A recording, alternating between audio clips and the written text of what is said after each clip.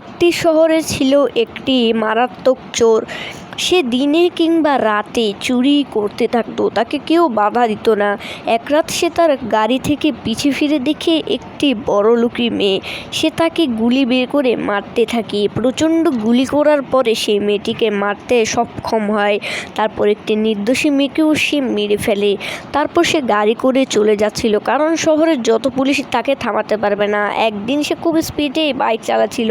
হঠাৎ তার বাইক কন্ট্রোলে ছিল না, সে ধাক্কা খাইতে রয়েছিল, কিন্তু সেখান থেকে সে বেঁচে যায়। লোকজন বলা বলি করতে থাকলো, ই আল্লাহ, তুমি ওকে বাঁচাইলে কেন, ও মরে গেলেই তো কত ভালো হতো।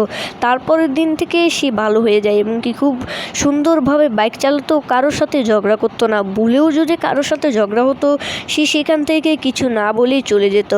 একদিন সে বাইক চালাচ্ছিল, তারপর নজর পড়ে একটি মেয়ের উপর, যার কাছে $20 কোটি ছিল। সে তাকে মেরে ফেলতে লাগলো। তারপরে আরেকটি ছেলেকে দেখে, যার কাছে $13 ছিল। সেই ছেলেটিকে পর্যন্ত ছাড়লো না। সেই ছেলেটিকে গুলি করার পরে সে সেখান থেকে চলে গেল। অভ্যেসটা কোনো বদলায়নি, টাকা পেলেই সে সেখানকে চলে যাবে। তারপর একদিন সে ফ্লাইটে প্লেন করে দুবাই চলে যাচ্ছিল, তাকে কেউই ধরতে পারতেছিল না। সে অনেক স্পিডে প্লেনে করে দুবাই চলে যায়। বন্ধুরা, আমাদের এরকম গল্প যদি আপনাদের ভালো লাগে একটি কমেন্ট করবেন, অবশ্যই চ্যানেলটিকে সাবস্ক্রাইব করে দিবেন।